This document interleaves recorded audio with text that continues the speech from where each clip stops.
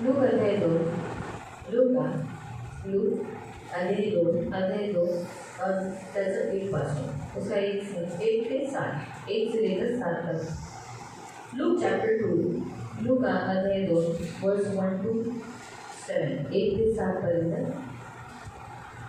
उन दिनों में अगस्तुस कैसर की ओर से आज्ञा निकली कि सारे जगत में लोगों के नाम लिखवाए, और पहले नाम लिखवाई समय पर हुई, और क्यूरिनियस सीरिया का हाकिम था, और सब लोग नाम लिखवाने के लिए अपने अपने नगर में गए।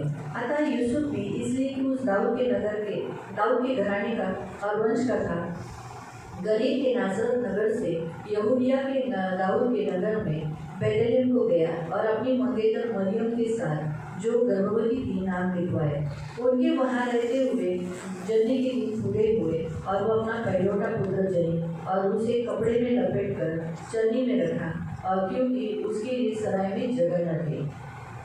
त्या दिवसात असे झाले की सर्व जगाची नावनिशी लिहिली जावी अशी कैसर ऑगस्ट यांची आज्ञा झाली। क्विरिनिया हा सीरियाचा सुभेदार असतानाही पहिली नावनिशी झाली। तेव्हा सर्व लोक आपापल्या गावी नावनिशी लिहून देण्यास गेले। युसेफ हा दाविदाच्या घराण्याचा व कुळाचा असल्यामुळे तोही गालिलातील नासरेत गावाहून व यहुदियातील दाविदाच्या बेथलेहम गावी गेला, व नावनिशी लिहून देण्यासाठी त्याला वागदत्त झालेली मरिया गरोदर असताना तिलाही त्यांनी बरोबर नेले। ते तेथे असताना असे झाले की तिचे दिवस पूर्ण भरले, आणि तिला तिचा प्रथम पुत्र झाला। त्याला तिने बाळंतीने गुंडाळून गव्हाणे ठेवले, कारण त्यांना उतर शाळेत जागा नव्हते। आपण डोळे बंद करू। आंखो बनते तारणारे गोड पवित्र सेनाधीश पिता प्रभू येशू ख्रिस्ताच्या गोड आणि सर्व सामर्थ्य नावाने तुझ्या नगराच्या सिंहासनाच्या समोर येते। तारणारे गोड पवित्र सेनाधीश पिता प्रभू, वचनाची वेळ तुझ्या हातात येते। वचनाच्या द्वारे तू आमच्याशी बोलणारा तो आमचा पवित्र देव आहे, त्यामुळे आम्ही वचनदक्ष प्रभू ऐकण्यासाठी सहायता कर, दया कर माझ्या तारणाऱ्या गोड पवित्र पिता। ही माझी विनंती, माझी प्रार्थना आहे। आम्हा सर्वांचा ताबा तुझ्या हातात येते, प्रभू येशूच्या नावाने आमेन।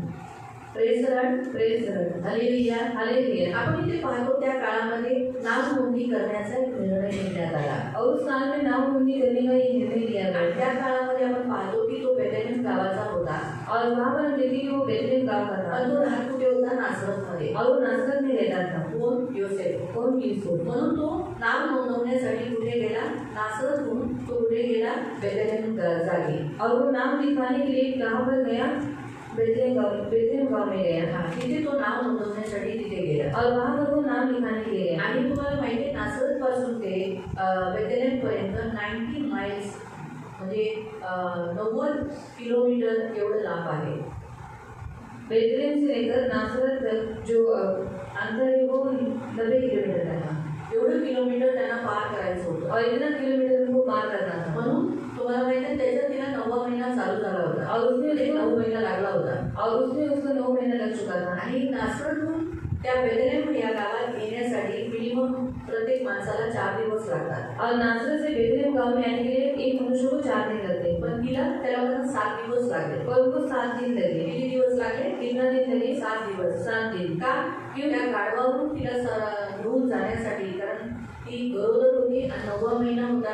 त्या काळामध्ये तिला सांभाळणं फक्त नाव नोंदवणंच हे इम्पॉर्टंट नव्हतं, पण त्याबरोबर तिला आणि तिच्याबरोबर गर्भातल्या बाळाला सांभाळणं हे जोसेफाचं सर्वात मोठं काम होतं। और सिर्फ नाम लिखाना ये जरूरी नहीं था, पर मरियम को और उसके गर्भ में जो बच्चा है उसको भी संभालना ये यूसुफ का कर्तव्य था। खूप मोठं काम होतं हे। और बहुत बड़ा काम उसके ही ऊपर मोठी था। जिम्मेदारी त्याच्यावर होती, और एक बड़ी जिम्मेदारी उसके ऊपर थी। देवाने मरियमची जिम्मेदारी आणि गर्भातल्या बाळाची जिम्मेदारी जोसेफावर टाकली, और परमेश्वर ने मरियम और उसके बच्चे की जिम्मेदारी यूसुफ के ऊपर डाल दी। त्याच्याद्वारे आपण शिकतो की जसं देवाने आदमाला पहिलं बनवलं, और जैसे परमेश्वर ने आदम को पहले बनाया, का बनवलं? क्यों बनाया? कारण तो त्याच्यासाठी जी बाईला बनवणार आहे और उसके लिए जो स्त्री को बनाया जाने वाला है, त्याची देवाची मुलगी आहे, और वो परमेश्वर की बेटी है, आणि तिला सांभाळणं एका पुरुषाचंच काम आहे, और उसे संभालना एक पुरुष का काम है, आणि तो पुरुषच करू शकतो। और ये काम पुरुष ही कर सकता म्हणून है। ही मोठी जिम्मेदारी आदमावर टाकली। और ये बड़ी जिम्मेदारी आदम के ऊपर डाल दी। आदम फेल झाला,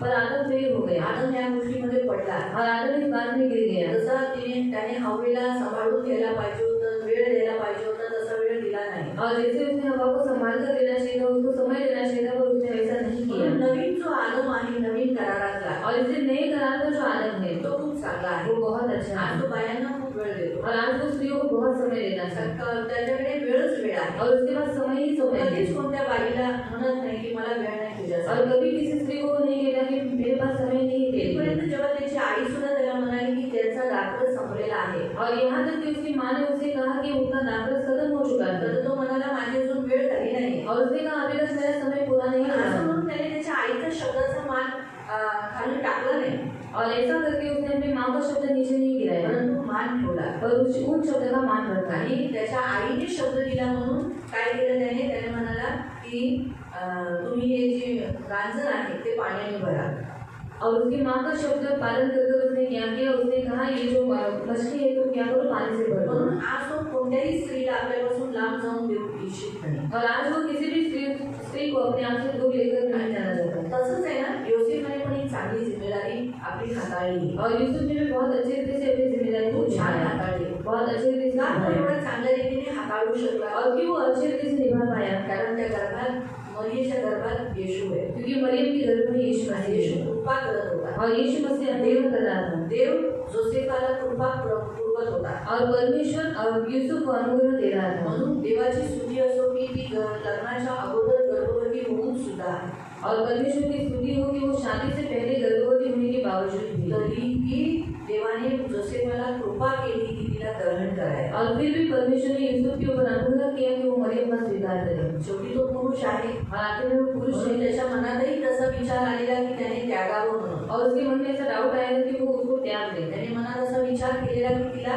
सोडून द्यावं. और मन में उसने ऐसा सोचा था कि वो मरियम को त्याग देगा। देवाने ते विचार जाणून त्याला आज्ञा दिली की तू तिला सोडू नको. और परमेश्वर ने उस विचार को जानकर उसको आज्ञा दी कि उसको मत छोड़ना। तर म्हणून प्रियानो, ख्रिस्त जन्म म्हटलं तर फक्त येशूचा जन्म आपल्या पापांसाठी मारण्यासाठीच फक्त नाही झाला, और यीशु मसीह का जन्म हमारे पापों के लिए मरने के लिए सिर्फ नहीं हुआ, परंतु जो पुरुष आणि स्त्रीचा जो दुरावा आदामच्या वाटिकेत झाला तो तोडणं, ते जो दुरावा आहे तो कमी करणं आणि जवळ आणणं हा सर्वात मोठा उद्देश होता येशू ख्रिस्ताचा. और आदम की वाटिका में जो पुरुष और स्त्री अलग हो चुके थे उनको मिलाना और उनके अंदर प्यार देना, ये यीशु मसीह का उद्देश्य था। पुरुषामध्ये जी आपल्या पत्नीसाठी स्त्रीसाठी जी भावना निर्माण झालेली, ह्या वाईमुळे मी पडलो, और पुरुष के अंदर जो भावना उत्पन्न हुई कि स्त्री के कारण में गिर गया, ह्या वाईमुळे मी देवाच्या श्रापेखाली आलो, और स्त्री के कारण में श्राप तले आया, ती तो भावना आणि त्या विचारातून पुरुषाला मुक्त करणं, और उस भावना से और उन विचारों से पुरुष को मुक्त करना, त्याच्यासाठी येशूने एका स्त्रीच्या द्वारे जन्म घेतला. और इसलिए यीशु मसीह ने स्त्री के द्वारा जन्म लिया, म्हणून पुरुषाला त्या स्त्रीला आणि स्त्री सकट त्या बाळालाही सांभाळावं लागलं. और इसलिए पुरुष को उस स्त्री को और स्त्री के साथ उस बच्चे को भी संभालना पड़ा. म्हणून येशूने नवीन करारामध्ये जी सुरुवात केली, और नए करार में यीशु मसीह ने जो शुरुआत की, प्रत्येक घराचा पुरुष हा जो आहे त्याने काय करावं, स्त्रीकडून होणाऱ्या मुलांचं लालन पोषण करावं. और हर एक घर के पुरुष ने क्या करना है, स्त्री को और उसके बाद जो उसके जो बच्चे हैं उनका लालन पोषण करना है. हे कर्तव्य करावं, त्याच्यासाठी येशू ख्रिस्ताने इथे जन्म घेतला आणि सर्वात मोठं काम हे केलेलं आहे. और ये कर्तव्य को पार करे इसलिए यीशु मसीह ने क्या किया है, जन्म लिया. म्हणून 7 दिवस लागले त्यांना तिथपर्यंत येण्यासाठी. और 7 दिन उनको लगा वहाँ पर आने की, कारण मध्ये मध्ये त्यांना थांबावं लागलं असेल, बीच में उनको रुकना पड़ा होगा. बरोबर आहे.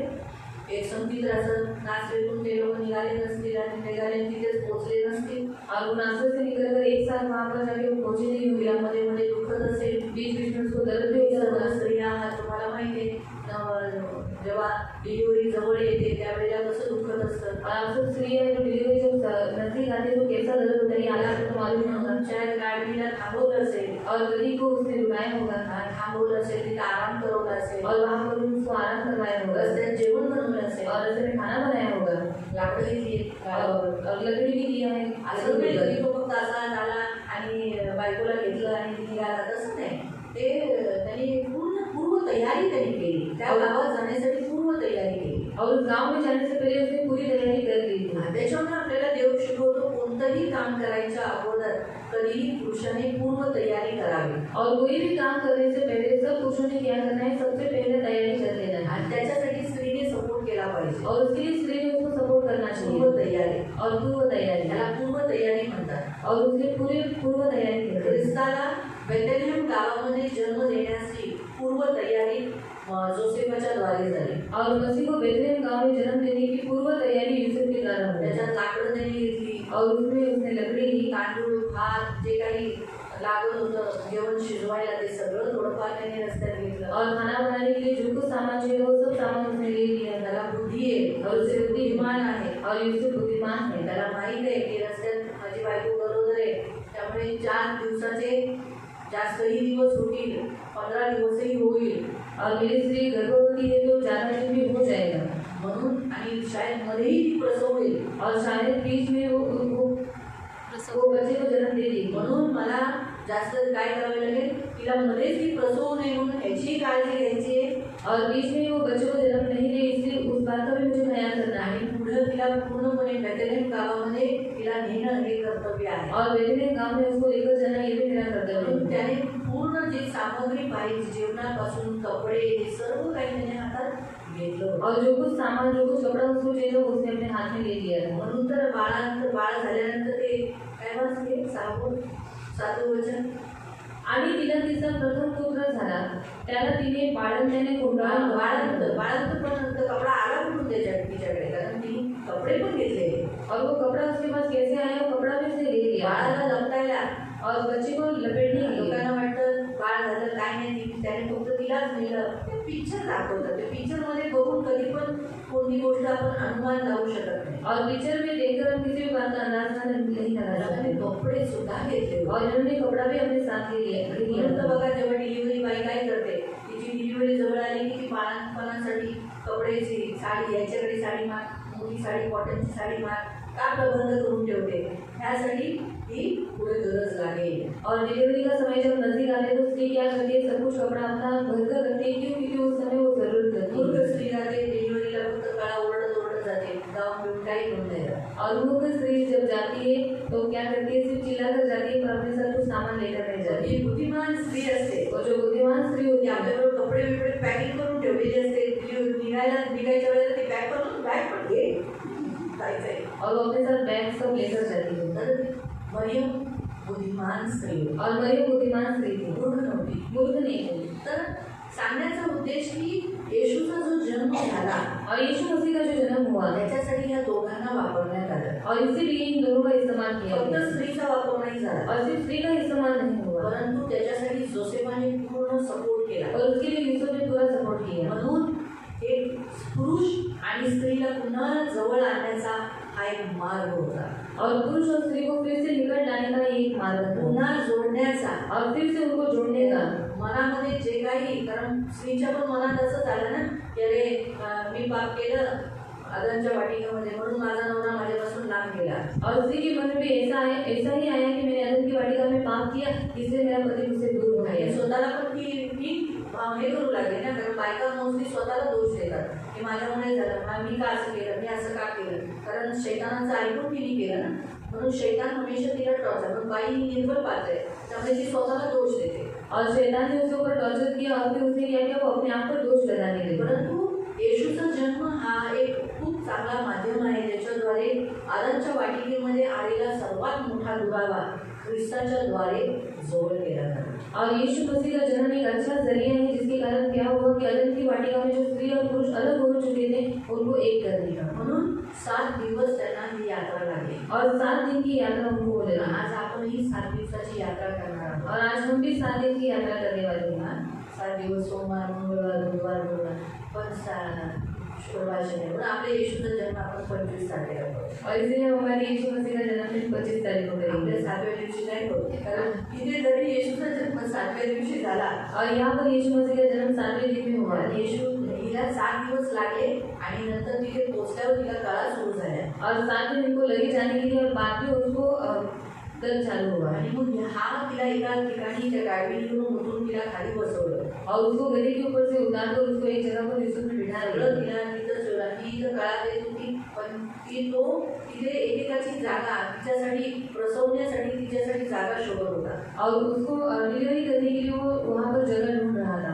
आणि प्रत्येक घराघराचे दरवाजे तो ठोकत होता. और हर एक घर का दरवाजा वो खटखटा रहा था. त्याच्याने जेवढं होऊ शकतं तेवढं त्याने केलं. और उसे जितना हो सकता था उसने सब कुछ किया. कळकळून त्याने कळकळून विनवण्या केल्या. और गिड़गिड़ाकर उसने विनती की नॅचरली त्याने हातात पैसे ठेवले होते. और उसने हाथ में पैसा रखा था तो कारपेंटर होता. और वो कारपेंटर था तो कमाई करणारा होता, असा बेकार नव्हता. और वो कमाई करने वाला था, वो बेकार नहीं था चांगला मेहनती माणूस होता. और अच्छा मेहनत करने वाला त्याला था माहिती आहे माझी बायको ची डिलिव्हरी जवळ आहे म्हणून त्याने पैसे जमा करून ठेवले. और उसे मालूम है मेरी बीवी का डिलीवरी का समय नजदीक आया तो उसने अपना पैसा जमा कर आपल्या रखा था घरातील आपल्या मंडळीच्या पुरुषांनी पण यायला पाहिजे होते घरी. की त्यांनी पण काय केलं पाहिजे, आपल्या बायकोला गरोदर केल्यानंतर त्यांनी काय केलं पाहिजे, पैसे जमा केले पाहिजे. और उनकी पत्नी जब गर्भवती हो जाती है तो पुरुषों ने क्या करना चाहिए, उनके लिए पैसा जमा करके रखना आई चाहिए. आहे ना, और मेरी माँ है पहिलंच आता ही डिलिव्हरी बघा कुठं झाली, जोसेफच्या घरी झाली ना. और ये पहली डिलीवरी थी, पर कहाँ पर हुई, अब यूसुफ के घर में ह्या हुई. जगामध्ये ह्या जगातली एक प्रथा आहे की पहिली डिलिव्हरी कुठे, और इस संसार में ऐसी प्रथा है कि पहली डिलीवरी कहाँ पर होती है, माहेरी. महीने में. आता मला सांगा, येशूचा जन्म कुठे झाला, माहेरी झाला. और मुझे बताओ यीशु मसीह का जन्म महीने में हुआ, कुठे झाला, गायच्या गोठ्यात. सांगा कुठे झाला, ससुराल में हुआ. एंड सासरी जन्म कुठे झाला, कहाँ पर हुआ, ससुराल में, सासरी झालाय. और ससुराल में उसका जन्म हुआ. कारण बेथलेहेम हे गाव कुणाच आहे, बेथलेहेम गाँव किसका है, जोसेफचं आहे. और यूसुफ का है. म्हणून आहे ना, बायबल आपल्याला सांगतं की कोणतीही प्रथा या जगात जी चालते आपण ख्रिस्ती लोकांनी पाळून नये. हे जरा हार्ड वाटेल, मला पण आधी शिकली पण तर पण मंडळीला जरा कठीण वाटेल. और कोई भी प्रथा जो लोग संसार में पालन करते हैं वो मसीह लोग नहीं करना चाहिए. तर म्हणलं बघा, लोक लग्न करतात, लोग शादी करते हैं त्यांना मुलीकडून खूप सारं पाहिजे असतं. और उनको लड़कियों से बहुत कुछ चाहिए होता है. ऑलरेडी सर्वात मोठी देणगी मुलीच्या आईने दिलेली, मुलीच्या आईने मुलीच्या वडिलांनी दिलेली असते, ती आहे मुलगी. और सबसे बड़ा दान उनके लड़की के माता पिता ने किया हुआ रहता है, सब अपनी बेटी उन्होंने दी रहती है, मुलगी लड़की. है ना. तर त्याच्यावर मुलीकडून अजून काय अपेक्षा करायची, घड्याळ, TV, fridge, sofa set, bed, या सगळ्या गोष्टी, या गोष्टी का एवढ्या उपयोगाच्या नाही आहेत. और सोफा सेट, बेड, ये सब बातें इतनी इम्पोर्टेंट नहीं है. परंतु गरज काय आहे, जरूरत क्या है मुलीची. लड़की की. तुम्ही विवाह करताय तुमच्या मुलीसाठी, तर तुम्ही लग्न कुणाबरोबर करताय, सोफा सेट, बेड, भांडी, त्याच्याबरोबर. और आप तो लड़की के साथ शादी करते हैं, पर इससे थोड़ी शादी करते हैं सोफा सेट बेड के साथ. कुणाबरोबर, किसके साथ करते हैं, मुलीबरोबर ना. मुलीबरोबर मुलीचीच अपेक्षा ठेवायची. तो लड़की की अपेक्षा रखना है. पण आजच्या युगाची रीत आहे की बाबा ह्या जगात रीत आहे की मुलीकडून घेतलं जातं. और इस संसार में ऐसी रीत है कि लड़कियों से लिया जाता है. पण तुम्हाला माहिती आहे, आपको मालूम है बायबलमध्ये रीत आहे बाइबल में रीत है मुलाकडून घेतलं जातं. और लड़कों से लिया जाता है.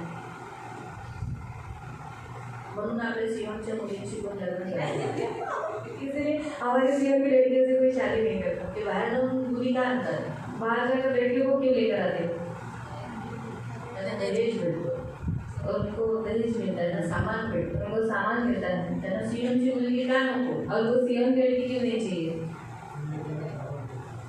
नाही, मी म्हणते तुझं लग्न आहे, पैसे टाक. है ना, लग्न दोघांचं आहे ना, और शादी दोनों का है ना, दोघे पैसे टाका. और दोनों में भी पैसा डालना है. म्हणून ते लोक माझ्याकडे येत नाही. और इसलिए वो लोग मेरे पास नहीं आते. म्हणून त्यांना सियोनची मुलगी नको. और इसलिए उनको सीएम की लड़की नहीं चाहिए. का ते तर आड असा टाकतात, अरे सियोनच्या मुली भांडोरे वेगळ्या निघतात. अरे ते एक म्हणतात ना बहाणे. ते तर काल आपण एक वचन वाचलं, कल नहीं वचन पड़ा. संध्याकाळचं होतं ना. हाँ, संध्याकाळी खेती है ना, खेती के पास अब्राहम आके बोला, मेरी पत्नी सारा मर गई, मुझे तेरी जमीन दे दे. आणि हेतीजवळ अब्राहम येऊन म्हणाला की माझी बायको मेली आहे, तिला काढण्यासाठी तू मला जमीन दे. हाँ, तो खेती वहीं पर बैठा था. आणि हेती तिथेच बसला होता. खेती बड़ा चाहता, ले लो ना मेरी जमीन, तुम तो अधिकारी हो, कुछ नहीं, तुम ले लो. आणि हेती म्हणाला की काय नाही, तुम्ही घेऊन टाका माझी जमीन मला अंदर द्या. तो बेचने का था उसको. आणि आतमधून त्याला ती विकायची होती. लेकिन अब्राहम को फुकट भी नहीं चाहिए था. आणि अब्राहमाला फुकटची नको पाहिजे होती. अब्राहम को उसका खुद का जमीन चाहिए था, कब्रिस्तान के लिए. आणि अब्राहमाला स्वतःची जमीन पाहिजे होती उसने कब्रिस्तानसाठी. क्या बोला, लेकिन मैं ऐसे ही नहीं दूंगा, मुझे तू क्या दे, पैसा देकर तू जो. नहीं, आपको क्या है, ये तो 400 रुपये वाली जमीन है, 400 रुपया शकेल, यानी 400 रुपया चांदी के टुकड़े. उस समय चांदी के कॉइन्स, तो वो 400 रुपये चांदी के तो है. मतलब उसको बोलना है कि ये जमीन का रेट कितना है, 400 चांदी के शकेल. आणि ज्यांचे 400 चांदीचे नाणे जी ते जमीन आहे म्हणून तुम्ही ती घेऊ शकता. मतलब उसको बोलने का था कि मुझे 400 चांदी का सिक्के तू मुझे दे, आणि म्हणजे 400 चांदीची नाणी तुम्हाला द्यायचं त्याला सांगायचं. लेकिन वो बात कैसे करता है? पण तो बोलतो कसा, ये जमीन तो सिर्फ 400 चांदी की शक्ल ही तो है, आणि ये 400 उसमें क्या तुम तुम्हारी जमीन कर दो. आणि 400 चांदीच्या नाण्याची इथे जमीन आहे, तुम्ही तुमच्या पत्नीला इथे दफन करू शकता. तुम्हारे सामने चांदी की 400 सिक्के मुझे कुछ भी नहीं लगता है. आणि तुमच्या समोर मला 400 चांदीचे नाणे काहीच नाही वाटत. बस मतलब कितना टैकलिंग से बात कर रहा था, घुमा के बात कर रहा था. आणि तो घुमून फिरून बोलत होता. वैसे ही प्रियोर लोगों को भी चर्च के लोग भी ऐसे ही टैकलिंग में बात करते हैं. आणि चर्चचे लोक पण असे टॅगिंग मध्ये बोलतात. अरे चर्च की लड़कियां बरोबर नहीं है, आणि चर्चच्या मुली बरोबर ये नाही, शादी होने के बाद अलग निकलती आणि है, लग्न झाल्यावर ते वेगळ्या होतात, नहीं चाहिए. नाही पाहिजे. ये तो सिर्फ एक टैकलिंग का शब्द है, मतलब एक घुमा के डालने वाला शब्द है. उनको वो नहीं बोल सकते ना कि ये चर्च की लड़कियां कुछ नहीं लेती है. आणि ते घुमून फिरून शब्द टाकतात. असं ते असं काही बोलू शकत की चर्चच्या मुली पैसे नाही देत, कुछ भी नहीं देते. किंवा काहीच नाही देत. पैसा लेना देना होता है गवर्नमेंट पाव के द्वारा, ये पाप है. मालूम है दहेज कानूनन जुर्म है, आणि हुंडा कानून जुर्म आहे, मालूम है, तो ये गलत है. आणि हे चुकीचं आहे. लेकिन प्रभु की दया से देखो पूनम की शादी हुई, उसकी माँ ने सब कुछ दिया ना. आणि देवाच्या दयेने पूनमताईचं लग्न झालं आणि तिच्या आईने सर्व काही दिलं होतं. तो रखा था कुछ. काही कपडे ठेवली होती का? अभी मेगा का शादी हुआ, मेगा की शादी में भी बहुत कुछ दिया है. आणि बंधन त्यानंतर से लेके सब आगे उसके घर में जो कुछ है सब उसके माँ की तरफ से लगा हुआ ही है ना सब. सब दिया. हाँ ताई के वो ताईचं लग्न करून सगळं काही जे लागणारे वस्तू दिल्या सगळ्या दिल्या होत्या. वो तो देते ही है माँ बाप. आणि ते आई वडील देतातच. लेकिन ये जो गलत बात है ना वो रॉन्ग. आणि ज्या चुकीच्या गोष्टी आहेत ना ते चुकीचं आहे.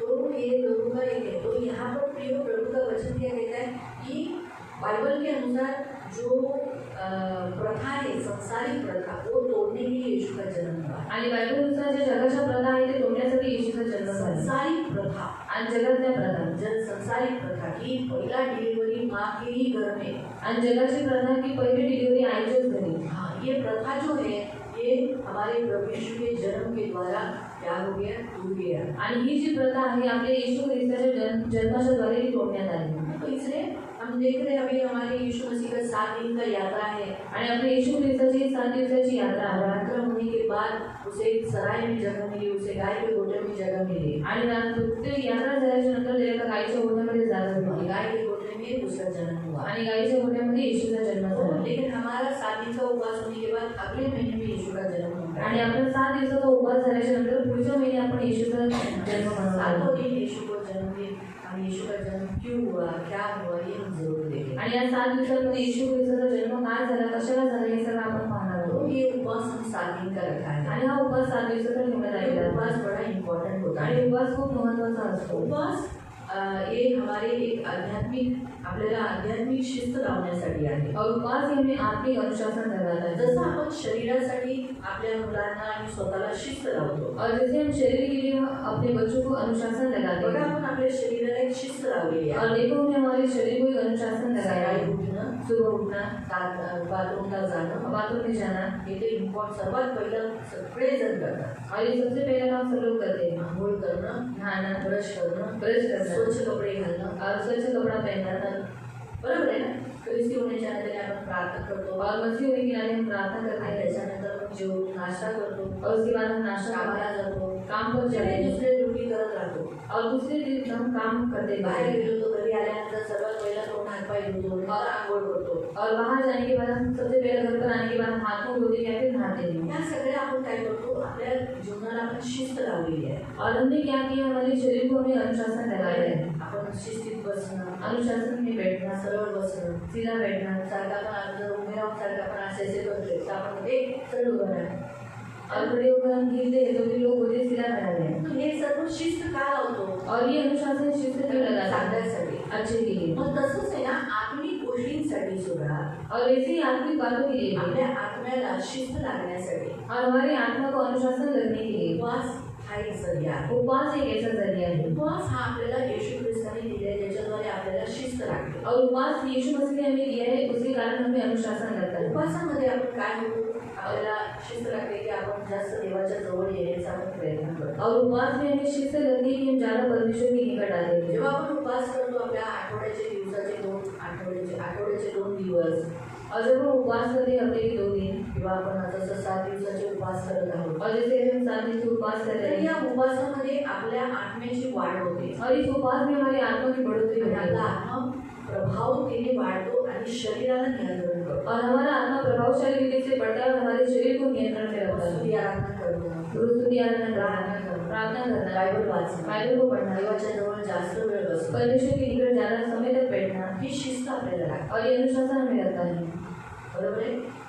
एवढा वेळ आपण बसू नाही शकत. और इतना समय तक हम बैठ नहीं सकते। आता जसं मी रविवारचं उदाहरण सांगते. और संडे का उदाहरण मैं आपको बता देंगे। रविवारी स्टार्टिंगला तर सगळेजण येतात. और संडे को शुरुआत में तो सब लोग आते हैं, शेवटच्या वचनाला बऱ्याच जणांना झोप यायला लागते. और आखिर में वचन के समय पर बहुत से लोगों को नींद आने लगती है, थकतात, क्योंकि वो थक जाते हैं, टाळतात. कंटाळ जाते तेव्हा हैं, त्यांचं रात्र त्यांचं जागरण झालं असेल किंवा ते रात्री झोपले नसतील, और रात को सोए नहीं होंगे या फिर रात भर वो जगे नहीं होंगे, म्हणून त्यांना मग नंतर हळूहळू झोप यायला लागते. और इसलिए बाद में उनको नींद आने लगती है। तर ह्याचा अर्थ सांगण्याचा उद्देश की ते एवढ्या म्हणजे त्यांना तसे हमले होऊ लागतात. और उनके ऊपर भी उस रीति से हमला होने लगता है। उपवासामध्ये काय होतं, आपण सकाळी 10 वाजल्यापासून और उपवास में क्या होता है, हम सुबह 10 बजे से लेकर आणि 4 वाजेपर्यंत 3:30 वाजेपर्यंत आपण एकाच ठिकाणी बसतो, देवाबरोबर सानिध्यात बसतो, त्याची भक्ती करतो, तर आपण कंटाळत नाही. और 3:30 से 4 बजे तक हम परमेश्वर की संगति में बैठे परमेश्वर की भक्ति करते हुए हमें कंटाळा नहीं आता आपल्याला एक शिस्त येते. और हमें एक अनुशासित जास्त रहता है, वेळ देवाबरोबर बसण्यासाठी शिस्त येते. और ज़्यादा समय तक परमेश्वर के साथ बैठने का एक अनुशासन हमें तर लगता है। म्हटलं देवाने आपल्याला देवाबरोबर बसण्यासाठीच बनवले. और परमेश्वर ने हमें इसलिए बनाया कि हम परमेश्वर के साथ बैठे हैं त्याच्यावर आपण जास्त सहवास करावा. और उसके साथ हम ज़्यादा संगति करें, त्याच्यामुळे देवाने आपल्याला बनवलेले. और इसलिए परमेश्वर ने हमें बनाया पण है, आपण देवाबरोबर जास्त बसत नाही. पर हम परमेश्वर के साथ ज़्यादा बैठते नहीं। म्हणून उपवास एक चांगला जरिया आहे ज्याच्याद्वारे आपण देवाबरोबर जास्त बसतो, और उपवास एक ऐसा जरिया है जिसमें हम परमेश्वर के साथ ज़्यादा बैठ पाते जास्त हैं, संगती करतो. ज़्यादा संगति करते हैं। म्हणून प्रियानो,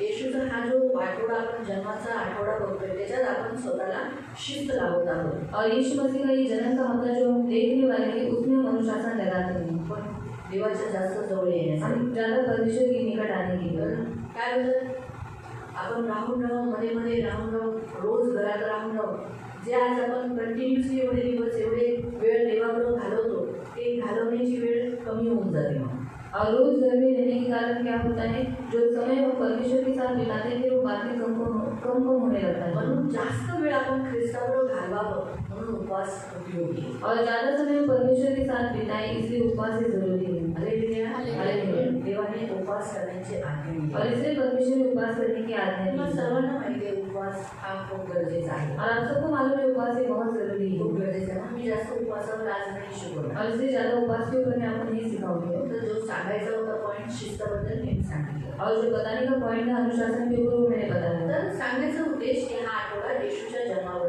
बाबतीत आपण पाहत आहोत. और बताने का उद्देश्य कि इस हफ्ते में यीशु मसीह के जन्म के बारे में देखेंगे। येशूचा जन्म झाला त्याच्याद्वारे जो दुरावा पुरुषांना बाईमध्ये होता तो दुरावा कमी झाला और यीशु ने पूर्णच दूर केला. और यीशु मसीह का जन्म होने के बाद स्त्री और पुरुष ने जो कुछ रुकावटें थी या फिर दुरावा था वो सब दूर हो गया। पुरुषांनी त्याचं जे काम आहे ते पूर्ण करावं. स्त्रीला आणि स्त्रीच्या द्वारे होणारी मुलं त्यांचा संभाळ देखरेख करावं हे मोठं काम पुरुषांना दिलेलं आहे. और पुरुष को बहुत बड़ा काम परमेश्वर ने दिया था कि स्त्री को और उसके बाद जो उसके बचे होने वाले थे उनको संभालना आणि है। आता नवीन करारातही तसंच आहे. और अभी नई करार में भी वैसा ही है। प्रत्येक पुरुषाने आपल्या स्त्री आणि आपल्या मुलाबाळांना त्या स्त्रीकडून होणाऱ्या जन्म घेणाऱ्या मुलाबाळांचं रक्षण करावं. और हर एक पुरुष ने अपनी स्त्री और उनके साथ जो उनके बच्चे होने वाले हैं उनको भी संभालना है। येशूचा जन्म झाल्याने जी प्रथा या जगात आहे ती प्रथा मोडणं. और यीशु मसीह का जन्म होने के बाद जो इस संसार में प्रथा है उसे तोड़ देना। आपण येशूकडे आल्यानंतर आपण सतत आपल्या जगाच्या चालीरीती चालू नये. और यीशु मसीह के पास आने के बाद जो संसार में जो चालीरीति चलती है उसमें हम नहीं चले, परंतु ख्रिस्ताची चाल करा. पर मसीह की चाल हम चले। आणि जेव्हा काय होतं माहिती, बऱ्याच जणांचं मन आहे ना ह्या गोष्टीला ॲग्री होत नाही. और बहुत से लोगों का मन इसमें सहमत नहीं होता। आता जर मी ज्यांचं लग्न झालं असेल और जिनकी शादी हो चुकी तर होती है त्यांना जर मी म्हटलं की तुमच्या पत्नीची तुमच्या घरातल्या सुनाची डिलिव्हरी स्वतःच्याच घरात करा, और मैंने अगर उनको बताया कि अपनी पत्नी की या फिर अपनी जो बहू है उनकी डिलीवरी आप अपने घर में ही करवाओ, त्याला त्यांना ॲक्सेप्ट नाही ना. तो वो बात को सहमति नहीं दर्शाएंगे। का नाही होत? कारण मन नवीन नाही झालं. क्यों नहीं होती? क्योंकि मन नया नहीं हुआ है। आणि ख्रिस्तामध्ये आपलं नवीन हृदय, नवीन मन और मसीह में हमारा नया मशका और नया मन, हे होणं गरजेचं आहे. और ये होना जरूरी है। माहिती आहे? आणि त्यासाठी उपवास उपयोगी पडतो. और उसके लिए उपवास हमें बहुत अच्छा लाभदायक उपवासात होता है। आपण बोललं पाहिजे की देवा, एखादं वचन माझ्यासाठी एखादं नवीन निघतं, पण भले मी ते जुन्या चालीरीती तसं करतोय, तर मी ते ॲक्सेप्ट केलं पाहिजे. और उपवास में हमें बोलना चाहिए कि प्रभु एक नया वचन जब निकलता है तो अगर भले ही मैं जुनी चालीरीति पर चलता हूँगा फिर भी वो नया वचन में ग्रहण करना चाहिए। और वैसंही करा. पहिले किया का, अब नहीं करना. आणि पहिले जसं केलं होतं पण आता नाही केलं पाहिजे। म्हणून बायबल में यानी काय, जुना हो गया सब कुछ नया. आणि म्हणून बायबलमध्ये लिहिलेलं आहे जुन्या गोष्टी गेल्या आता सगळं काही नवीन। तो इसलिए प्रियो, ये हम बहुत बड़ा फर्क देखते हैं. आणि हा खूप मोठा फरक आपण पाहतो। हम देखते हैं कि यीशु मसीह का जन्म क्यों हुआ. आणि आपण पाहतो की येशू ख्रिस्ताचा जन्म काय ये झाला। सबसे बड़ा प्रश्न कि यीशु ने जन्म क्यों लिया. आणि सर्वात मोठा प्रश्न की येशू ख्रिस्ताने जन्म का तो घेतला। उसके 7 पॉइंट्स मैं आपको बताने वाली हूँ. आणि त्याचे 7 पॉईंट मी तुम्हाला सांगणार आहे। तो सबसे पहला पॉइंट है, आणि सर्वात पहिला पॉईंट आहे यीशु को हमारे मानव जाति की जो पाप है, उस पाप के कारण यीशु मसीह को जन्म लेना पड़ा. आणि आपल्या मानव जातीचे पाप आहे त्या पापाला मिटवण्यासाठी येशू ख्रिस्ताचा जन्म घ्यावा लागला। श्राप मिटाने के लिए, आणि श्राप मिटवण्यासाठी वो मिटाने के लिए उसे जन्म लेना पड़ा. आणि ते सर्व मिटवण्यासाठी येशू ख्रिस्ताचा जन्म घ्यावा लागला। पर यीशु परमेश्वर ने जो मानव जाति के लिए जो बात कही थी, आणि देवाने मानव जातीसाठी जी गोष्ट तो बोलला होता उसे पूरा करने के लिए जन्म लिया. आणि ते पूर्ण करण्यासाठी त्याने जन्म घेतला। पढ़ेंगे उत्पत्ति अध्याय 3. उत्पत्ति अध्याय 3,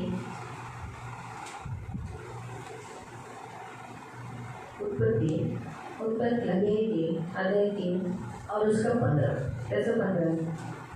जेनेसिस चैप्टर 3 उत्पत्ति अध्याय 3 वर्स 15. त्याचं 15। आणि तू व स्त्री तुझी संतती व तिची संतती यांच्यामध्ये मी परस्पर वैर स्थापेन। हाँ, क्या कहता है परमेश्वर कि सांप ने सबसे बड़ी गलती की, उसने हवा को गिराकर, स्त्री को गिराकर, और ये सबसे बड़ा पाप परमेश्वर की नजर में होने के कारण परमेश्वर ने उन दोनों जातियों के बीच में वैर उत्पन्न किया. ती तुझे डोके फोडील व तू तिची टाच फोडशील। हाँ, क्या करेगा, तू उसका वो तेरे सिर को कुचलेगा और तू उसके एड़ी को डसेगा. तो स्त्रीला म्हणाला, मी तुझे दुःख व तुझे गर्भधारण बहुगुणित करेन, तू क्लेशाने लेकरे प्रसवशील, तरी तुझा ओढा नवऱ्याकडे राहील आणि तो तुझ्यावर स्वामित्व चालवेल।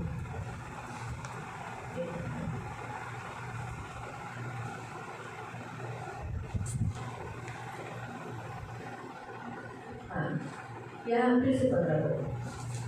आणि तू व स्त्री तुझी संतती व तिची संतती यांच्यामध्ये मी परस्पर वैर स्थापेन। हाँ, मैं क्या करूँगा, इन दोनों के बीच में वैर उत्पन्न करूँगा. ती तुझे डोके फोडील। हाँ, उस स्त्री से जो जन्म लेगा वो तेरे सिर को क्या करेगा, सिर को कुचलेगा व तू तिची टाच फोडशील और तू उसके ताज को पड़ेगा. इसीलिए स्त्री के वंश से एक जन्म लेने वाला है. आणि स्त्रीच्या वंशातून एक जन्म घेणारा आहे। यूँ मैं आपको बताती हूँ, स्त्री का वंश नहीं बोलते हैं, कभी भी पुरुष का वंश बोलते हैं. आणि मी तुम्हाला सांगते की कधी स्त्रीचा वंश नाही म्हणत पुरुषाचा वंश म्हणतात। क्यों पुरुष का वंश बोलते आणि हैं? का पुरुषाचा वंश म्हणतात? क्योंकि पुरुष के बीच से स्त्री को बच्चा पकड़ता है. कारण पुरुषाच्या बीजच्या द्वारे काय होतं, स्त्री मूल पकडते स्त्री खुद से बच्चा जन्म नहीं दे सकती. आणि स्त्री स्वतःहून मुलाला जन्म नाही देऊ इसलिए शकत। जब माता मरियम को जब कहा गया कि तू एक बच्चे को जन्म देगी, तो उसने कहा ये कैसे हो सकता है, मैं तो किसी पुरुष को जानती नहीं. मतलब इसका मतलब है उसे भी मालूम था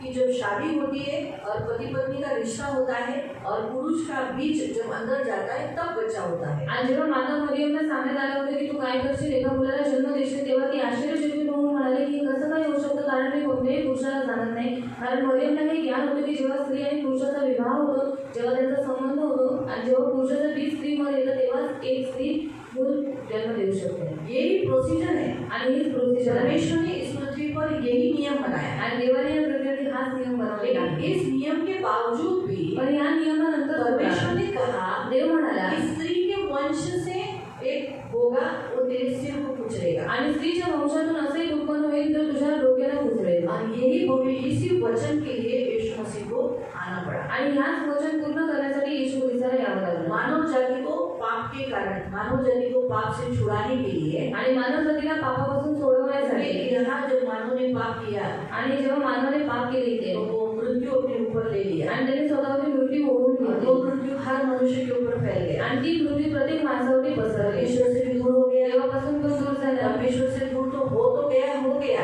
आणि देवापासून दूर तर तो झालाच होता, लेकिन एक दूसरे से भी दूर हो गया पण एकमेकांपासून तो दूर झाले। और फिर हम देखते हैं कि श्राप भी उनके ऊपर आया आणि मग आपण पाहतो की याच्यावरती श्राप पण आला, श्रापित हो गए आणि ते श्रापित झाले। उसके लिए मनुष्य को नहीं बनाया था आणि त्यांच्यासाठी मानवाला नव्हतं बनवलं। इसीलिए अदन की वाटिका में ही यीशु मसीह के जन्म की भविष्यवाणी कर दी गई थी, इनको उद्धार देने के लिए। आणि म्हणून एदन बागेमध्ये येशू ख्रिस्ताच्या जन्माची भविष्यवाणी केलेली होती यांना तारण फेडण्यासाठी, इन्हें उद्धार देने के लिए, सारे मानव जाति को उद्धार देने के लिए। आणि सर्व मानव जातीला तारण देण्यासाठी ये भविष्यवाणी अदन की वाटिका में उसी घड़ी कर लिया। परमेश्वर ने ऐसा बनाया नहीं था।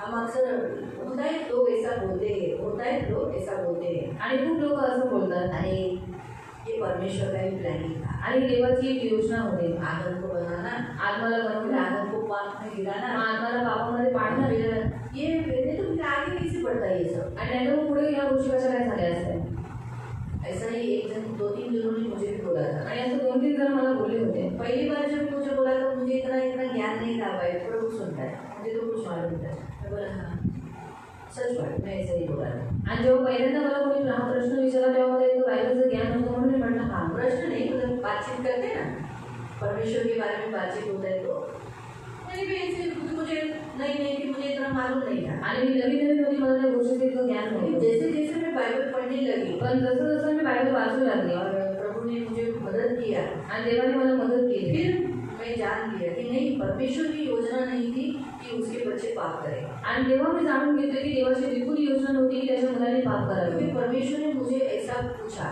कारण देवाने मला असं विचारलं क्या जोशुआ खून करे तुझे अच्छा लगेगा? आणि जोशुआ खून केलेलं तुला तेव्हा आवडेल का? जोशुआ झूठ बोलता है तुझे अच्छा लगता है? आणि जोशुआ खोटं बोलतोय तुला आवडतं का? जोशुआ गाली देता है अच्छा लगता है? आणि जेव्हा जोशुआ शिव्या देतो तुला आवडतं का? जोशुआ मरेगा अच्छा लगेगा? आणि जोशुआ मेलेलं तुला आवडेल का? नहीं, बिल्कुल नहीं, ते म्हटलं नाही, बिलकुल नाही।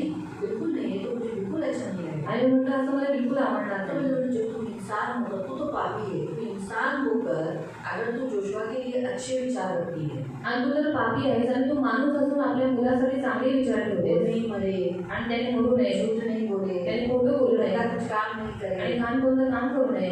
मैं तो पवित्र परमेश्वर हूँ, पवित्र देव तो आहे। मैं ऐसी इच्छा रखूंगा कि आदम पाप करे, मग मी अशी इच्छा ठेवेन का की आत्माने पाप करावं, हवा पाप करे हवेने पाप करावं और वो मेरे से दूर हो जाए, आणि ते माझ्यापासून दूर व्हावे, मर जाए। मरून जावे। मैंने सोचा सही बात है, आणि नंतर मी विचार केला खरी गोष्ट आहे, फिर आपकी तो इच्छा नहीं थी, आणि तुमची तर इच्छा नव्हती, फिर हुआ क्यों? मग असं झालं का? ये मैंने प्रश्न पूछा। हा मी प्रश्न देवाला बड़े विचारले। दिन तक तो मुझे बात में उत्तर नहीं मिला। हम ऐसा सोचते हम परमेश्वर को प्रश्न पूछने पर परमेश्वर तुरंत उत्तर नहीं देता है।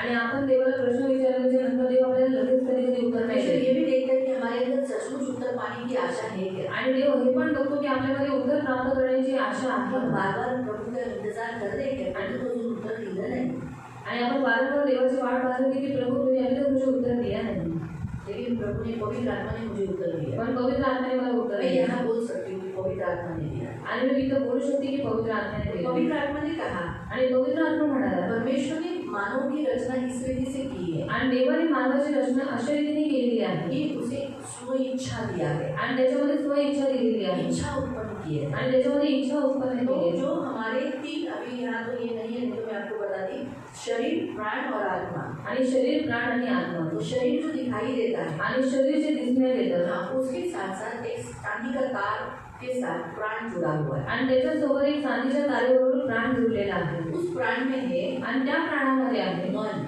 मन। अब बोलते हैं, मेरा मन नहीं है, आणि आपण म्हणतो माझं मन नाही, किधर है मन? अगर आप चिरफाड़ करेगा तो मन निकाल नहीं सकते। आणि जर चिरफाड केली तर मनाला काढू नाही शकत। बुद्धि किधर है? बुद्धी कुठे आहे? आत्मा में। आत्म्यामध्ये। किधर है? कुठे आहे? आत्मा में। आत्म्यामध्ये। तो चिरफाड़ करेगा तो मेंदू निकालेगा, लेकिन बुद्धि नहीं निकाल सकता। आणि चिरफाड केल्याच्या नंतर मेंदू निघेल पण बुद्धी नाही काढू शकत। आपको समझ है? तो ये चिरफाड़ करने वाले जैसे क्या बोलते हैं? पोस्टमार्टम। हाँ, पोस्टमार्टम करते हैं, उसमें लोग चिरफाड़ करके पोस्टमार्टम करते समय देखते हैं किधर फॉल्ट है, किधर फॉल्ट है। तो ये सब वस्तुएं नहीं मिलेगी आणि ह्या सर्व वस्तू तुम्हाला त्याच्यामध्ये नाही भेटणार चिटपाट करने वाले लोगों को नहीं मिलेगी, आणि चिरफाड करणाऱ्या लोकांना ते नाही भेटणार वो आत्मिक है। कारण ते आत्मिक आहे जैसे प्राण दिखता नहीं, आणि जसं प्राण दिसत आत्मा नाही दिखता नहीं, आत्मा दिसत वैसे नाही वो आत्मिक बातें हैं। मग तसंच ते आत्मिक गोष्टी आहेत तो आत्मिक लोगों को आत्मिक बातें मालूम पड़ती आणि आत्मिक लोकांना आत्मिक गोष्टी माहीत हैं। पडतात तो उस प्राण में है मन, आणि त्या प्राणामध्ये आहे मन भावना, आपको हर्ट होता है। तुम्हाला हर्ट होतं मैंने अगर कुछ इंसल्टिंग शब्द बोला आणि अपमानजनक शब्द जरी तुम्हाला तो बोलले दर्द आएगा। तर तुम्हाला दुखेल ना मैंने अगर सोचो शादी होने वाले लोगों को बोलेगा आधा खर्चा तुम्हारा, आधा खर्चा तुम्हारा, दर्द होता है, खर्चा होता है। अरे डिलीवरी तुम्हारी, डिलीवरी कर भी लिया तो बोलेंगे महीने से पैसा लाने को बोलेंगे।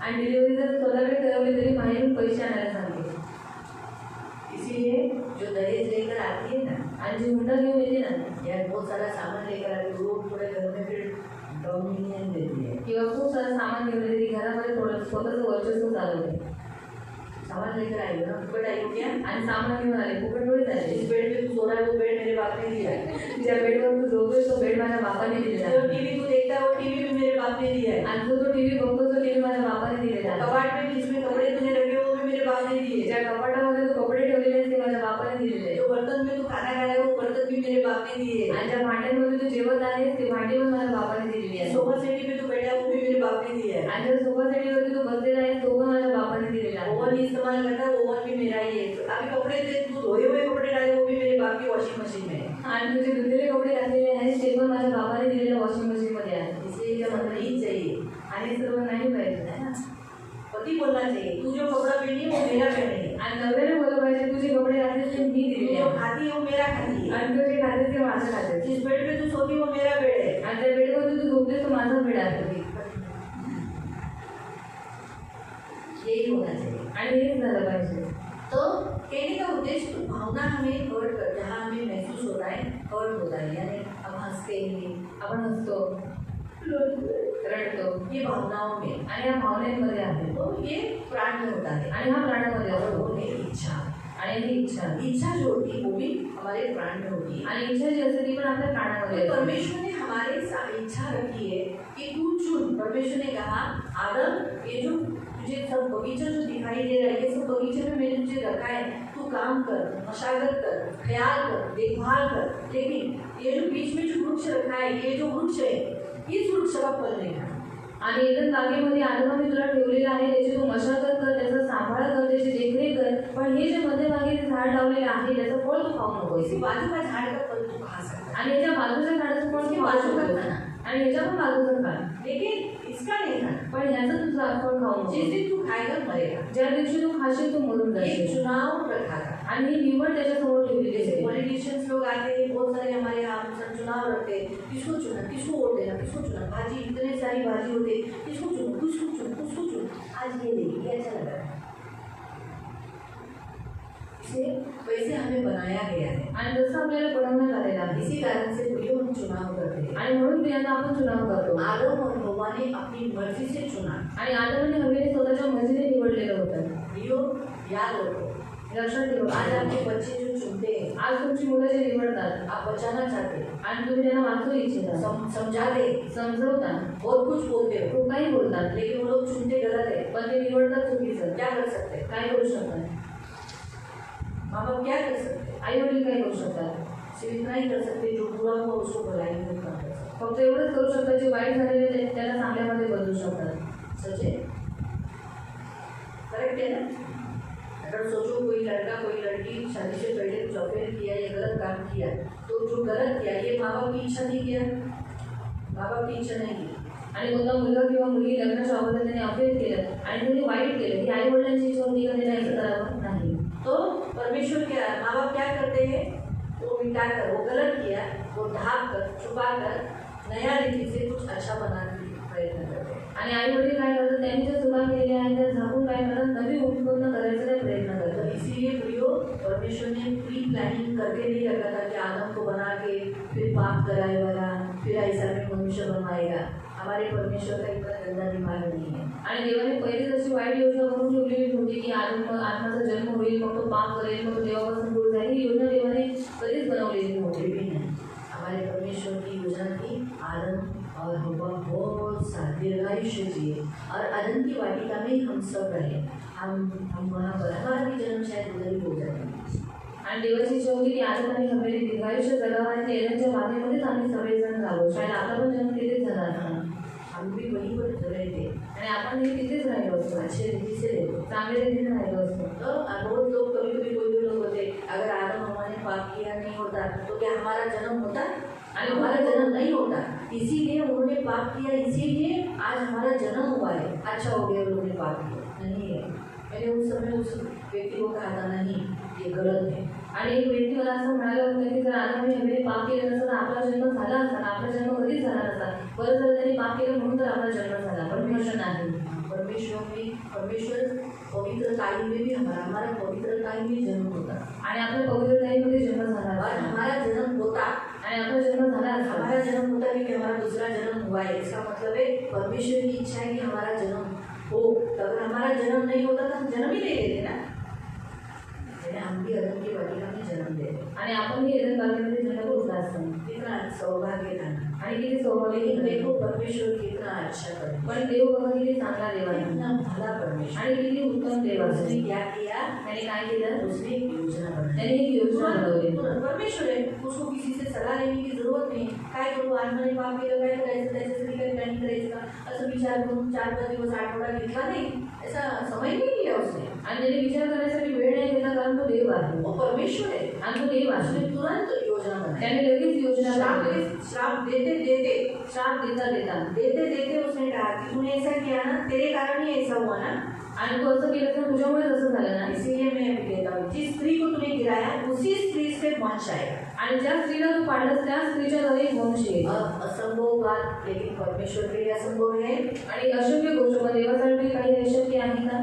जो मिट्टी से जन्म दे सकता है वो एक औरत से क्यों नहीं दे सकता है? जो मातीतून जन्म देऊ शकतो तो मग एक स्त्रीच्या घरी जन्म का नाही देऊ है शकतो ना, दे सकता है। आणि देऊ शकतो. इसलिए परमेश्वर ने कहा जिस स्त्री को तूने गिराया उसी स्त्री का वंश तेरे सिर को उछलेगा। इसीलिए उस वायदे के लिए यीशु मसीह ने, तो परमेश्वर झूठा हो जाता, इसलिए यीशु मसीह इस पृथ्वी पर जन्म लिया। आणि म्हणून देव तिथे म्हणाला की ज्या स्त्रीला तू पाडलंस त्या स्त्रीच्या द्वारे मी वंश उत्पन्न करेन आणि तो तुझ्या डोक्याला फोडील. आणि हा करार पूर्ण करण्यासाठी जर हा करार पूर्ण झाला नसता तर येशू देव खोटा ठरला असता.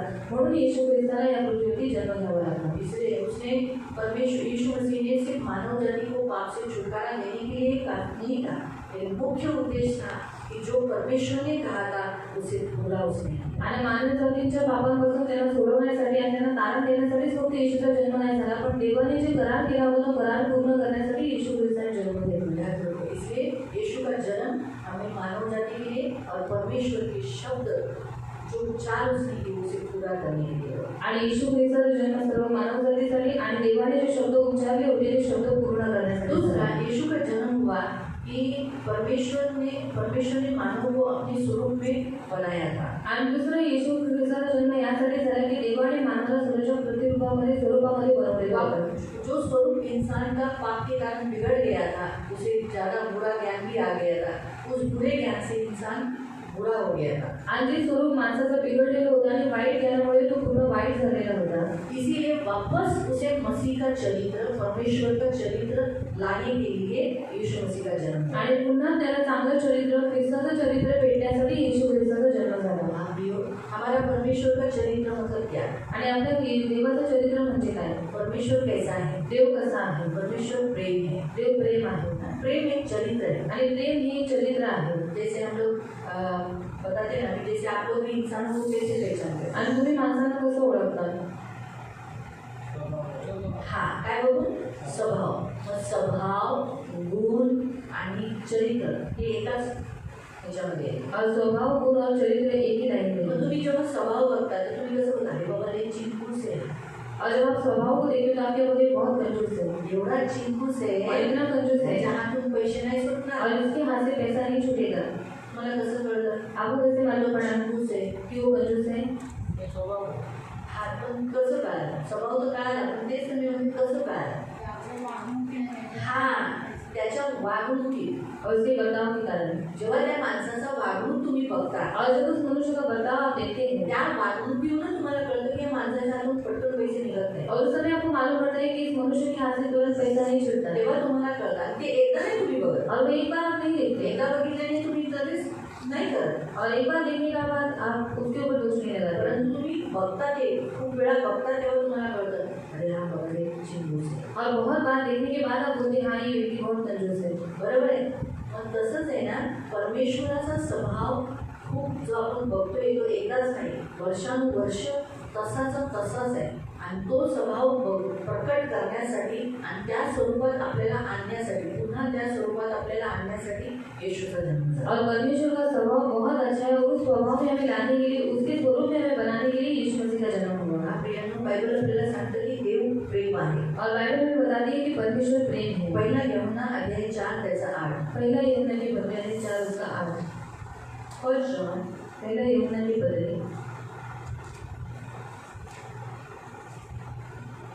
4 अध्याय 4 त्याचा 8. उसका 8।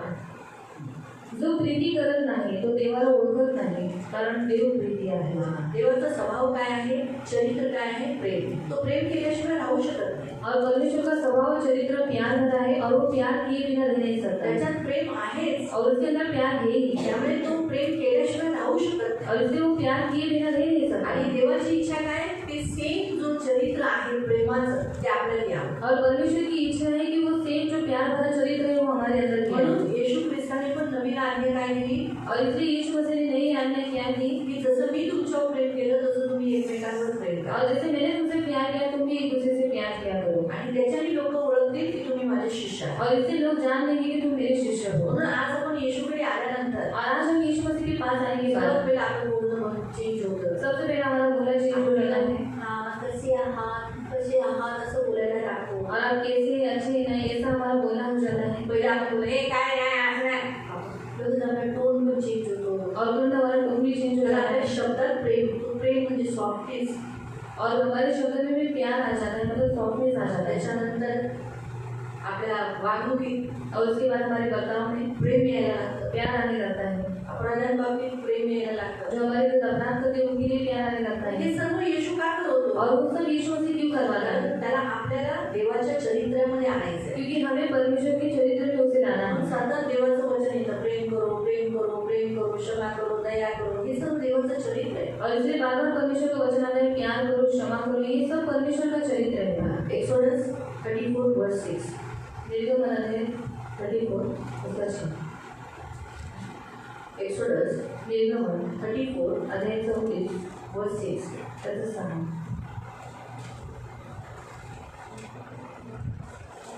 परमेश्वराने त्याच्या समोरून जाताना अशी घोषणा केली। परमेश्वर अपने सामने से जाते समय, मोसेस के सामने से जाते समय परमेश्वर खुद की घोषणा कर रहा है। परमेश्वर दयालु व कृपालु. दयालु है, उसका चरित्र क्या है, दयालु है.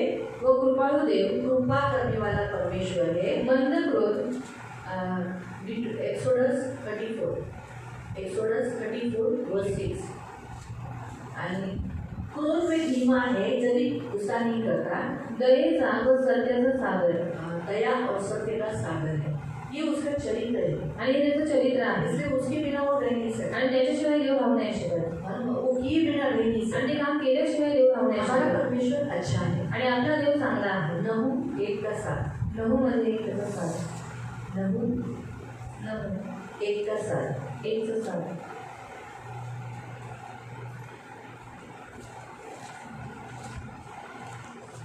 परमेश्वर चांगला आहे, विपत्काली तो शरण दुर्ग आहे, जे त्याच्यावर भाव ठेवतात त्यांना तो ओळखतो। परमेश्वर क्या है, चांगला है. यीशु अच्छा है, परमेश्वर अच्छा है. यहाँ पर स्पष्ट रीति से लिखा है, क्योंकि ये उसका भलाईपन है, ये उसका चंगा स्वभाव है, ये उसका चरित्र है. इसलिए तो प्रिय हमारे अंदर भी वही स्वभाव, वही भलाई वो आना चाहिए. क्यों मालूम? क्योंकि मनुष्य पाप करने के कारण, आणि माणसाने पाप केल्यामुळे क्या हो गया, काय झालं, मनुष्य के अंदर बुराई आ गई. माणसामध्ये वाईटपणा आला। मर्डर करना, खून करणं, निंदा करना, करणं, चोरी करना, चोरी करणं, गाली देना, शिव्या देणं, ऐसे सब बातें आ चुकी है. आणि या सर्व गोष्टी आलेल्या आहेत। वापस उसी इंसान को बदलना है. आणि पुन्हा त्याच माणसाला बदलायचं आहे बुराई से भलाई में लाना. आणि वाईटातून त्याला चांगुलपणामध्ये आणायचं इसलिए आहे। यीशु ने इस पृथ्वी पर जन्म लिया. म्हणून येशू ख्रिस्ताने या पृथ्वीवरती जन्म घेतला। हमारा परमेश्वर पवित्र है, आपला देव पवित्र आहे, हमारा परमेश्वर प्रकाश है। आपला देव प्रकाश आहे। उस वचन को आप पढ़ सकते हैं, पहला यूहन्ना की पत्री अध्याय 1:5, जिसमें लिखा है देव प्रकाश आहे। हमारा परमेश्वर न्यायी है, आपला देव न्यायी आहे। इसका भी वचन आप पढ़ सकते हैं, यशाया 30 उसका 18। यशाया 30 त्याचा 18। जो परमेश्वर न्यायी परमेश्वर है, देव न्यायी परमेश्वर उसका आहे चरित्र है। आणि त्याचं चरित्र आहे। डिट्रोनॉमी चैप्टर 32 अनुवाद अध्याय 32 उसका 4, त्याचं 4 उसमें लिखा है परमेश्वर विश्वासु है, त्याच्यामध्ये लिहिलेलं आहे ते विश्वसनीय आहे, वो धोखा नहीं देता। तो कधी धोका देत नाही। यही वचन आप पढ़ सकते हैं कि पहला करंथियों की पत्री अध्याय 1:9 में आणि हेच तुम्ही वाचू शकता पहिल्या ग्रंथी अध्याय 1:9 मध्ये। परमेश्वर विश्वसनीय है देव विश्वसनीय आहे और परमेश्वर सत्य है। आणि देव सत्य आहे। अभी सत्य का वचन पहला यूहन्ना पहिला योहानाचं पत्र 5:5-20। तो हम देखते हैं प्रियो कि ये परमेश्वर के चरित्र है आणि हे सर्व देवाचे चरित्र आहे, परमेश्वर का स्वभाव है। देवाचा स्वभाव आहे। फिलिप्पी की पत्र में लिखा है जैसे यीशु का स्वभाव है वैसा तुम्हारा आणि स्वभाव है। फिलिप्पीकरांच्या पत्रात दिलेलं आहे जसं ख्रिस्ताचा स्वभाव आहे तसं तुमचा पण व्हावा। दूसरे अध्याय में लिखा है दुसऱ्या अध्यायामध्ये लिहिलेलं जैसे आहे मसीह का स्वभाव है आणि जसं ख्रिस्ताचा स्वभाव वैसा आहे तुम्हारा स्वभाव है। तसं तुमचा पण स्वभाव इसलिए असावा। यीशु ने जन्म क्यों लिया? म्हणून येशू ख्रिस्ताने जन्म का ताकि घेतला? हमारे अंदर मसीह का चरित्र, परमेश्वर का चरित्र आए। कारण आपल्यामध्ये ख्रिस्ताचं चरित्र म्हणजे देवाचा स्वभाव और येण्यासाठी। यीशु आने से ही आज हम लोग बदले। आणि येशू आल्यामुळे आज आपण बदललेलो आहोत। मैं ये नहीं कहती कि हमारे अंदर अभी भी बुराई नहीं, थोड़ी बहुत है, मैं ये कहती हूँ, पहले की जितनी नहीं है। आणि आपल्यामध्ये असं नाही म्हणत की आपल्यामध्ये वाईटपणा नाही, पण आहे, पण पहिल्याच एकावर तितका नाही।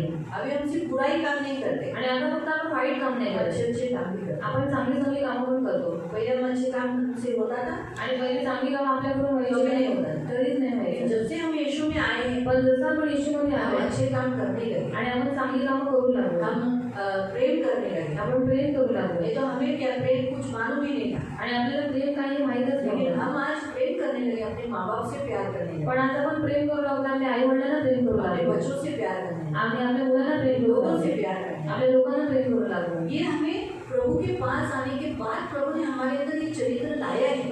आणि हे आपण देवाजवळ आल्याच्यानंतर देवाने हे चरित्र आपल्यामध्ये हम आणले बदला लेने वाले टाइप के लोग थे, आणि आपण सूड घेण्याचे टाईपचे जो लोक बुरा होते। ज्ञान लेना, बदला लेना, आणि जे वाईट ज्ञान आहे ते सूड घेणं, यही मालूम था। आणि हेच माहीत होतं। लेकिन आज हम बदला नहीं लेते, पण आज आपण सूड नाही घेत हम क्षमा सीख चुके हैं। आणि आपण क्षमा शिकलेलो आहोत। बस सिर्फ क्षमा करते ही नहीं, क्षमा लेते भी हैं। आणि क्षमा फक्त करत नाही, क्षमा घेतो पण। पहले हम लेते भी नहीं थे, देते भी नहीं थे, पहिले आपण घेत पण नव्हतो, देत पण नव्हतो, उससे तो हमारा कोई रिश्ता ही नहीं था। त्याच्याशी आपलं काही नातंच नव्हतं। लेकिन प्रभु ने हमें क्षमा करने को भी सिखाया, क्षमा लेने को भी सिखाया। पण येशू ख्रिस्ताने क्षमा करायला पण शिकवलं आणि क्षमा एक घ्यायला पण नंबर पे हम शिकवलं। झूठे थे, आणि एक नंबरचे आपण खोटारडे होतो, प्रभु ने हमें सत्य को चलना सिखाया। पण देवाने सत्यावर चालायला शिकवलं। सच्चे बराबर है ना? इसीलिए यीशु आया। आणि म्हणून हेच झालं। अगर यीशु का जन्म नहीं होता येशूचा जन्म झाला नसता तो हम भी कहीं की नहीं छोड़े, आणि आपण कैनासारखं बसलो असतो हमारे भाइयों की हत्या करने, आणि आपल्या भावांची हत्या करणारे, हम भी बचपन में हमारे भाइयों को मारा हुआ है, आणि आपणही आपल्या लहानपणी आपल्या भावांना मारलं, मारा है ना। मारले ना। भाई भाइयों में झगड़े हुए ही है, भाव भावांमध्ये भांडण झालेले होते, बहिणीमध्ये भांडण बाल झाले, भी पकड़ झिंझा पकड़ कर नीचे झुकाए हैं। आणि केस ओढून त्याला खाली पाडलेला आणि मारलेला आहे। सच्चे प्रभु का धन्यवाद। त्याच्या देवाला धन्यवाद। प्रभु आया देव आला और हमें मसीह का स्वभाव दिया। आणि आपल्याला ख्रिस्ताचा स्वभाव दिला। हालेलुया। हालेलुया। हम यहाँ दो पॉइंट पे हम रुकेंगे, आणि 2 पॉईंटवरती आपण थांबू उसके आगे के पॉइंट हम दूसरे सेक्शन में लेंगे। आणि ह्याचा पुढचा पॉईंट आपण दुसऱ्या सेक्शनमध्ये पाहूया। हम प्रार्थना आपण प्रार्थना करू। करें। हम सब खड़े हो जाएंगे आपण सर्व उभी राहू और हम 2 विषय जो हमने सीखा, 2 विषय के लिए प्रेयर करेंगे। आणि 2 विषय जे आपण पाहिले त्याच्यासाठी आपण प्रार्थना करू। हमारे दोनों हाथ जोड़ेंगे, आपले दोन्ही हात आपण जोडू और मैं जो बोलती हूँ मेरे पीछे। आणि जे मी बोलते ते माझ्या मागे बोला।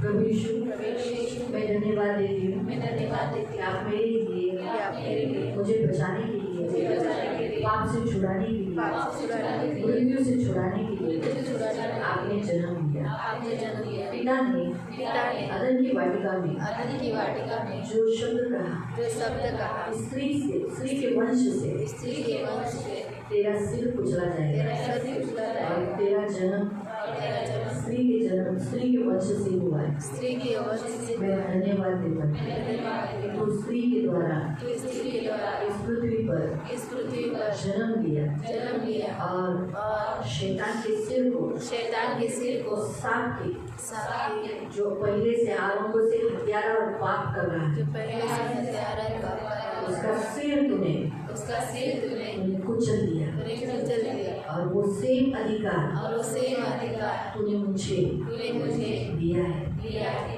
आपने कहा है कि मैंने तुम्हें सांप और बिच्छुओं को रोने का निकाला और तुम्हारी किसी वस्तु से हानि न होगी। तुम्हारा नाम जीवन की पुस्तक में लिखा हुआ है। इस विषय पर आनंदित होना और दुष्ट आत्माएं मेरे नाम से तुम निकालोगे और वैसे ही होता है। इस अधिकार के लिए मैं धन्यवाद देता हूँ। अगर आप नहीं जन्म लेते, आप नहीं आते तो आज मैं यहाँ नहीं होता। मैं धन्यवाद देता हूँ। आपने मुझे उद्धार देने के लिए परमेश्वर का स्वरूप लाने के लिए जन्म लिया। मैं धन्यवाद देता हूँ। मुझे प्रेम मालूम नहीं था। दया, क्षमा, करुणा ये सबसे मैं बहुत दूर था। लेकिन आज मेरे द्वारा क्षमा, दया, करुणा, प्रेम, सत्य, भलाई ये सब आप मेरे द्वारा करवा रहे हैं। ये क्यों हो रहा है? क्योंकि आपने मुझ में जन्म लिया। आपसे पृथ्वी पर बनी मेरे जीवन में जन्म लिया। मैं धन्यवाद देता हूँ। मेरा जीवन जो गाय का कोटा था उसमें आपने जन्म लेकर मुझे पवित्र किया। धन्यवाद। यीशु के नाम से प्रार्थना करता हूँ। आमीन। आंखों को बंद करना। पवित्र करुणा में प्रेमी पिता प्रभु यीशु के नाम से प्रभु हम आपके सामने आते। मेरे राजा, मेरे महान पवित्र सेनाधीश पिता, आए हुए तेरे सभी बच्चों को आशीषित करना प्रभु। पवित्र पिता, जो वचन हमने सुना प्रभु, पवित्र पिता तूने इस पृथ्वी पर जन्म लिया प्रभु परमेश्वर के शब्द को पूरा करने के लिए और हमें पाप की गुलामी से, खास करके मृत्यु से, नरक से बचाने के लिए प्रभु, और परमेश्वर का स्वरूप हमें आने के लिए। और आज सचमुच हम पूरी रीति से तो परमेश्वर के स्वरूप में नहीं आए, लेकिन बहुत कुछ हो चुके हैं। ये क्यों हुआ? क्योंकि आपने हमें जन्म दिया। मैं बहुत धन्यवाद देती पिता, आपके जन्म के लिए कोटि धन्यवाद धन्यवाद। तो हमारी प्रार्थना है प्रभु यीशु के नाम से हम कलीसिया मिलकर प्रार्थना करते हैं कि तेरे इस 25 दिसंबर को हम क्रिसमस मनाएंगे। तो जैसे तूने हमारा उद्धार किया, मानव जाति के पापों के लिए तूने जन्म लिया, तो उस दिन भी बहुत लोगों के जीवन में तू उद्धार पाए, जन्म ले और लोग पाप से बच जाए।